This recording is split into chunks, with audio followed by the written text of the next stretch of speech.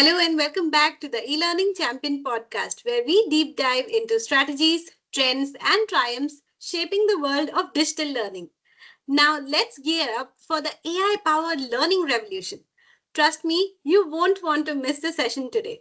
Our guest today is Gerry White, the Dean of Academic Technology at ECPI University and a respected voice on the practical application and future of artificial intelligence.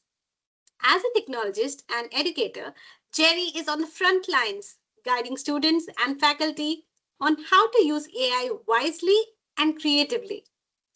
He is also a published author and writer known for making complex technological ideas approachable and human centric.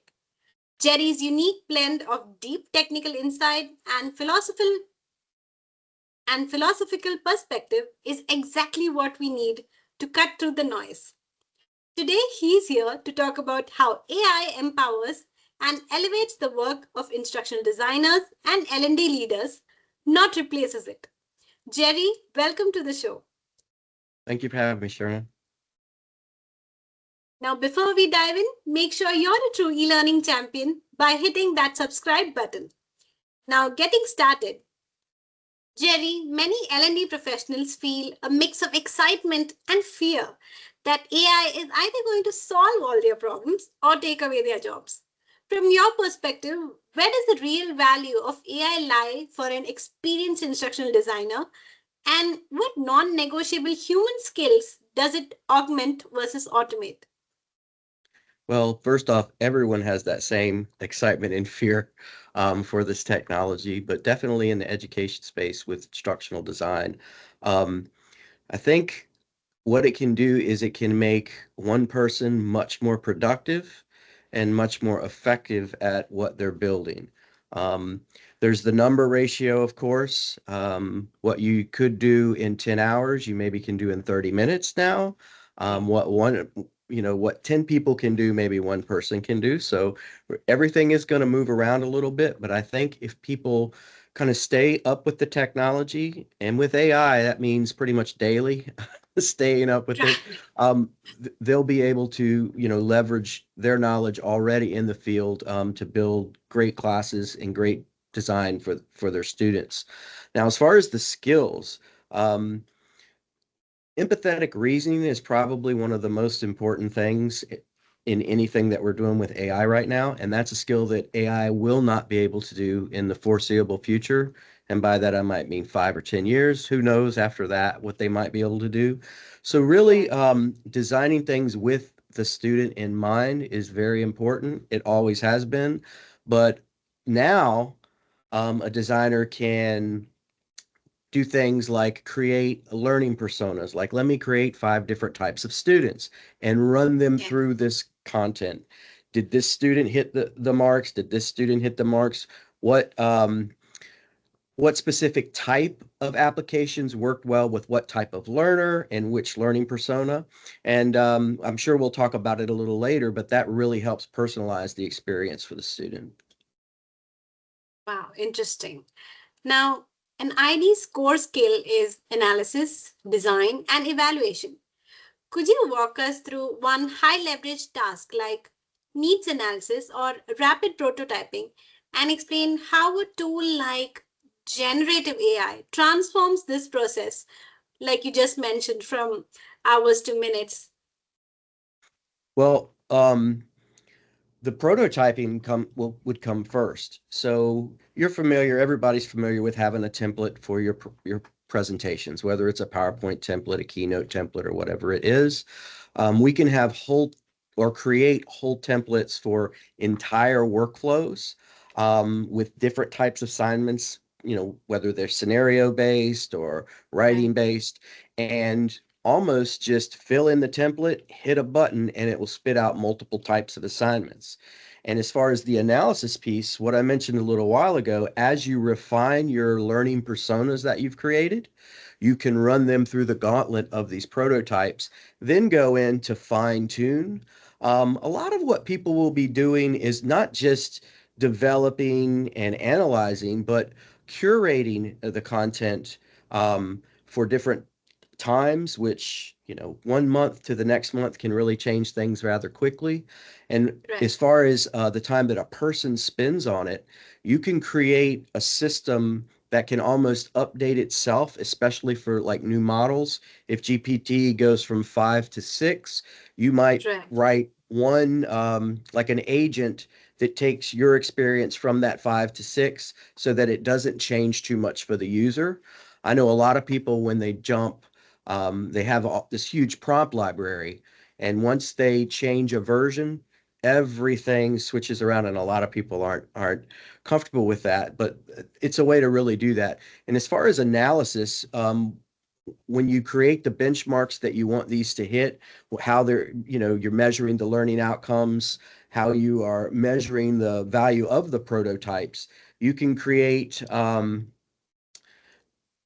analysis modules almost that you Right. could run that whole workflow that we just talked about. You could run it through and it would give you metrics for, um, maybe even different majors, like how does our computer science majors do into this, how are humanities majors doing to this, and all of this is going to save time.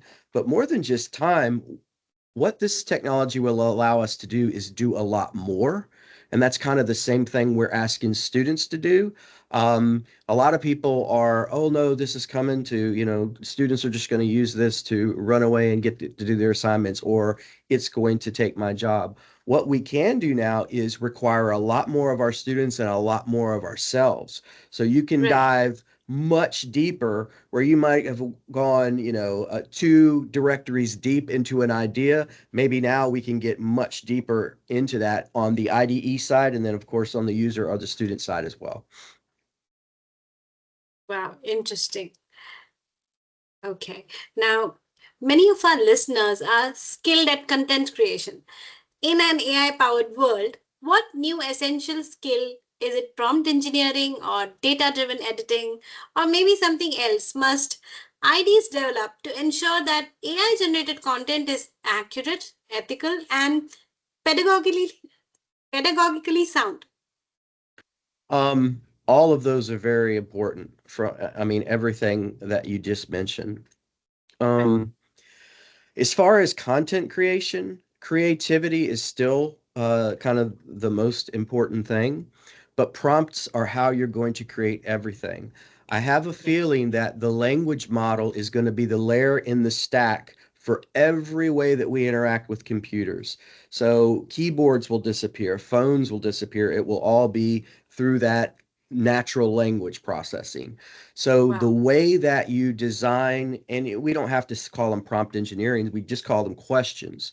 For the first time in maybe 2,000 years, the question is more important than the answer.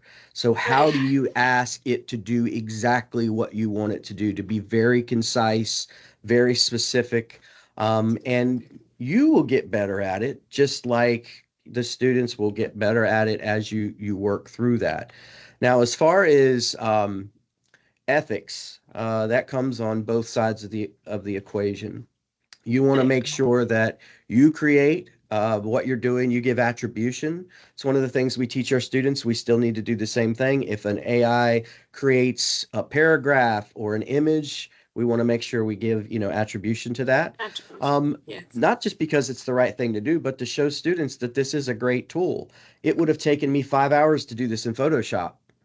So if you're an IDE and you're creating, a PowerPoint to go along with an exercise that will end up being a test, if you're creating, 20 images, if you don't have just a stack of, stock stuff, which everybody wants something more custom than stock, right?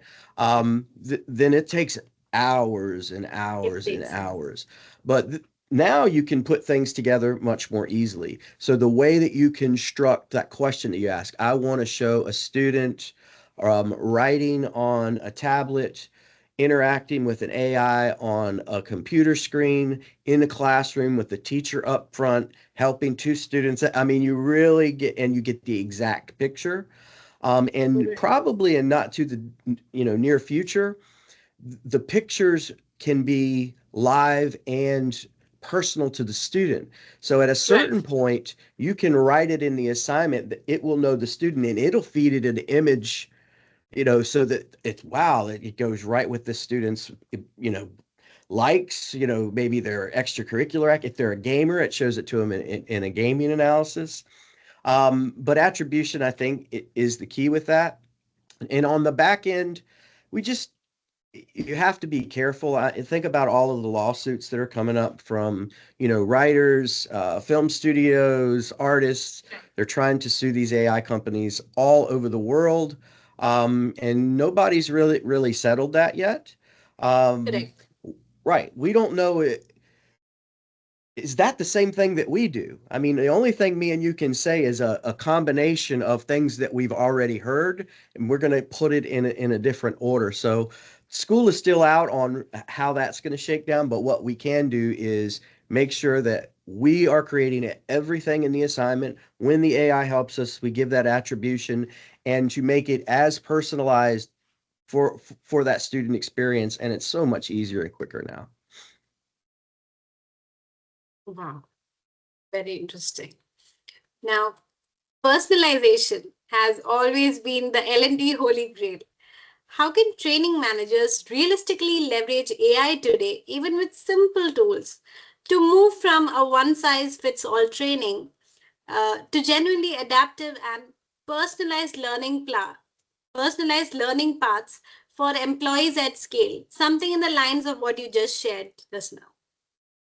Well, first off, you would decide what you want to use to build this experience. Am I going to build an agent, or am I going to build kind Yes. of like what essentially what a GPD would be, which is just a little chat program that you would write.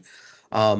Once you decide that, or excuse me, it could also be a stack of agents, throughout a Yes. process. So let's think of like if you're going to do a paper, you might build a brainstorming agent, and you Yes. could get the student to answer a few questions on the front end, like, what's your major? Out of these three things, which would you rather do? And once you have a system built behind that, you won't have to ask the students those questions because it will remember everything that student has used in that program in the context. So, for example, if the school uses ChatGPT and they have it for their back end, that user that will already be stored. So it will serve up brainstorming techniques and strategies that fit with that student's life and the studies that they're doing. And say go to the next step. Um, Maybe a peer review step. Well, you could construct different peers. Of course, it never is better than a real person, but they could construct different peers. It might be by majors. They might construct peers based on people they think they might work with once they graduate, and then they run that draft of that brainstorming through that, and it offers suggestions on how to improve this to go, say, to a rough draft. Then you get to the drafting agent, right? And then once they've written that, you can kind of program that to do whatever you want. In writing, it would be, let's look at the logic. Right. Do I have basic things like, is my introduction contextual? Do I have a thesis? Do I have body paragraphs? Is it an argument? What type of argument? So big, huge concerns. Then it moves in, and again, the analysis part on the front end will take that in and offer suggestions. The student decides, and then it moves on to the revision agent, and then in there they'll go in and they'll change what they think they should. They won't change things that they don't want to change. And remember, just because a person or an AI tells you something should be different in your work doesn't mean you have to do it. You want to listen to everyone, but everyone is not always right. So, they Right. revise those things that they want, and then hopefully there would be a teacher in the loop. But if not, you could create that agent on the very back end to come in and check all of the all the marks along the process, and maybe help them, if they know mechanical things that student has trouble with, like run-on sentences or sentence structure. It could tell them, Right. remember, you have issues with this, go back through and look at that, instead of just correcting it for them. So then it's going to reinforce that final proofing stage of that. um, I have seen it with a system that keeps everything that the student has done in context. That's probably where everything is going to go for me and you and for students, where you will Wow. just have your AI and it will know everything that you've done. Not, in school, it'll be everything that you've done in school, but you'll also have one just on your phone that remembers Right. everything you've talked about, Everything. everything you've looked Yes. at, every website you've been to, everything you talked about with your friends. And imagine being able to roll that into your assignments. Like, remember when Brooke and Ryan were at the restaurant last week? That'd be the perfect thing to plug in to this scenario assignment. So it's personalization on a level that no one, I don't think, has even imagined before. Using some of the things that social networks leverage so well, which are those Correct. algorithms to feed us things, we could construct essentially algorithms to feed into the assignments, the students, hopes, wishes, subjects, topics of interest, strengths, weaknesses, all of those things. Wow. Now, data privacy and intellectual property are major concerns for many organizations globally.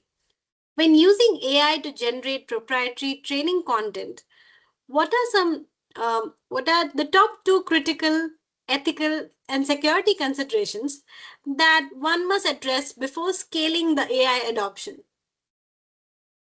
Well, at the institution level, I would say there's a couple of different ways. One way would be to go with one client, like go with OpenAI, go with Perplexity, go with Gemini, and then they can have kind of their own silo of that model. And then that whatever they do doesn't get used in the training model and supposedly doesn't get shared with the company as a whole. Now, that's what they Right. say. Um, so that can make sure that everything that you're doing as far as very proprietary things, especially if you take the time to build something like we just talked about, that string of agents for Correct. a paper, you want that to stay with your students. It won't be able to be accessed by anyone outside if you silo it off like that. Um, Correct. and I've had some experience with that, and it tends to work. Now, if you don't have that, there are certain things you can do. You've used these models. You can check that you don't want your information used in the training data of these models. But again, how whether that happens or not, I don't even know how we would check that.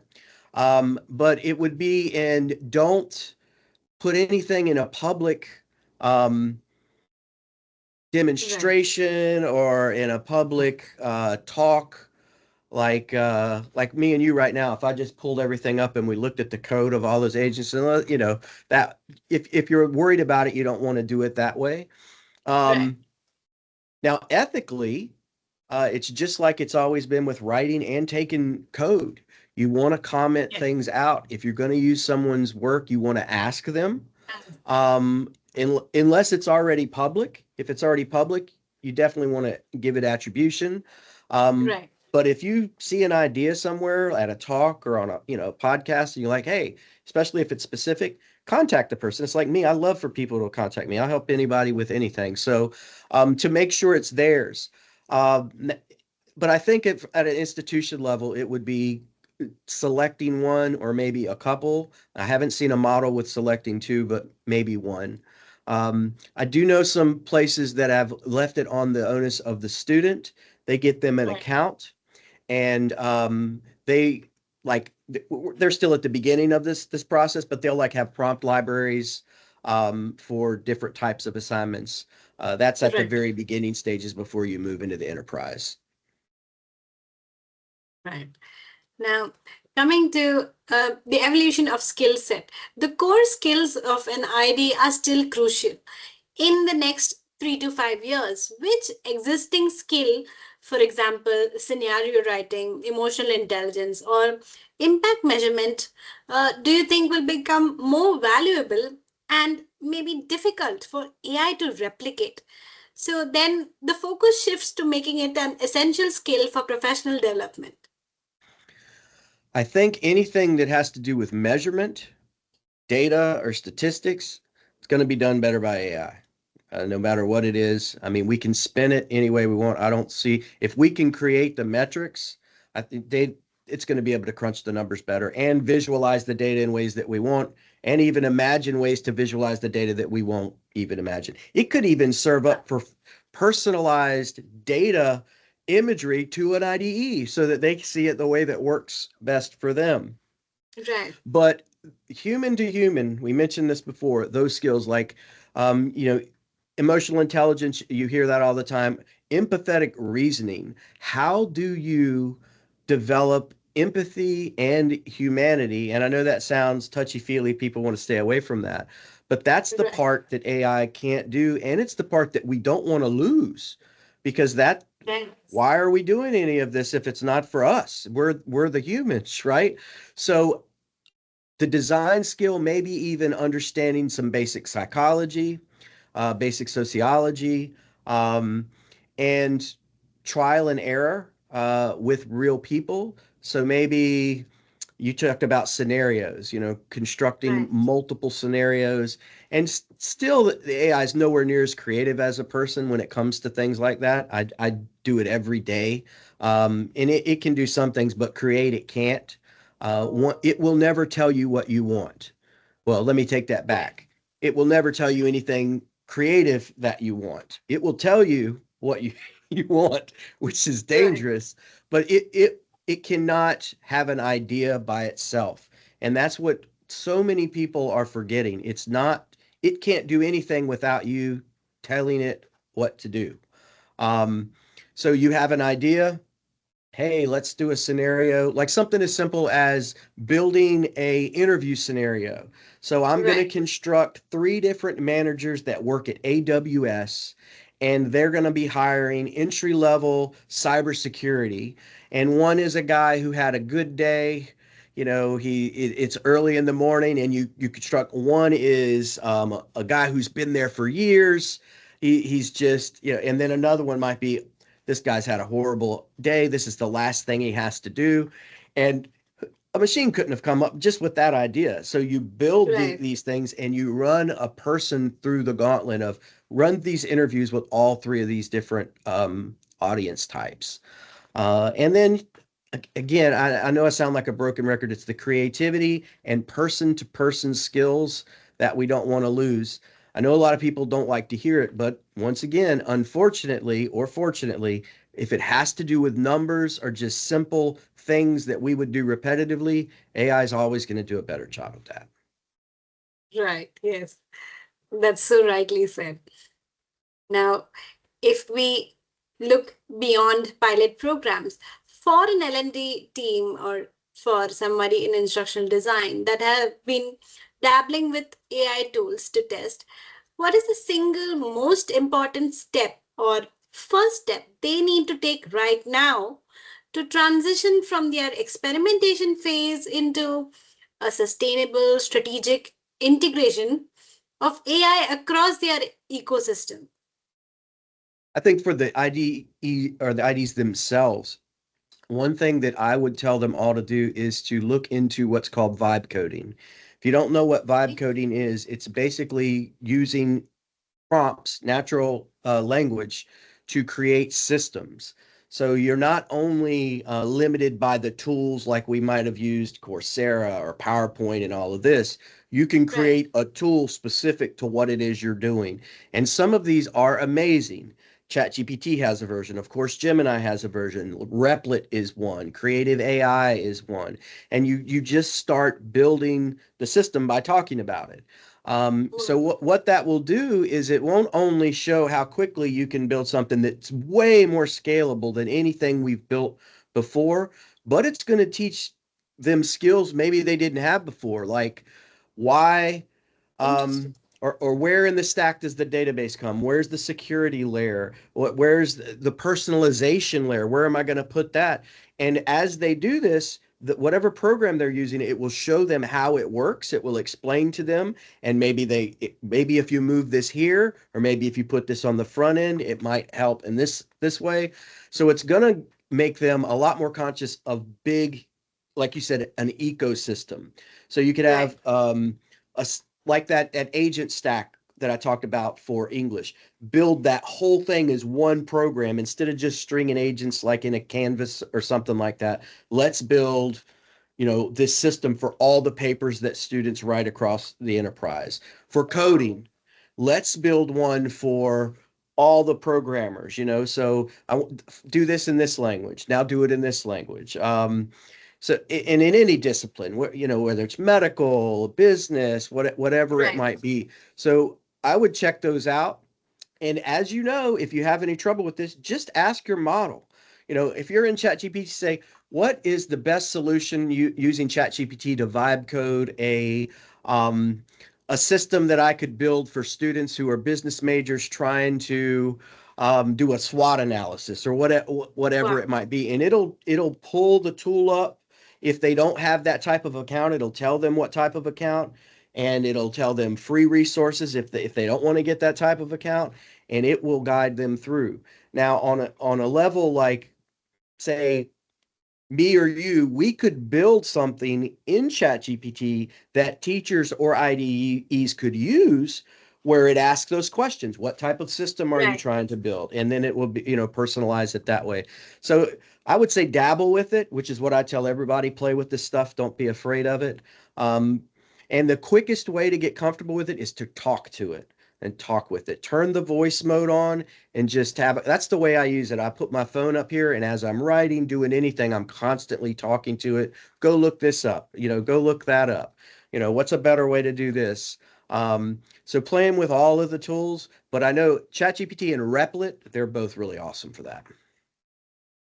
Wow, interesting. And this brings us to a powerful episode of the eLearning Champion podcast. Thank you so much, Gerry, for sharing your valuable insights, perspectives, and literal prompts that our listeners can really try out. Oh, you're very welcome. Thank you for having me. I enjoyed it. And again, if anybody ever needs any help, feel free to contact me and reach out. I'll be glad to help. Absolutely. A gentle reminder to our listeners and viewers, do take a moment to share your knowledge and empower more champions in our field. Follow CommLab India on LinkedIn and send us your suggestions and feedback on your favorite social media platforms. We love hearing from you. Thank you so much for tuning in. Keep innovating, keep inspiring.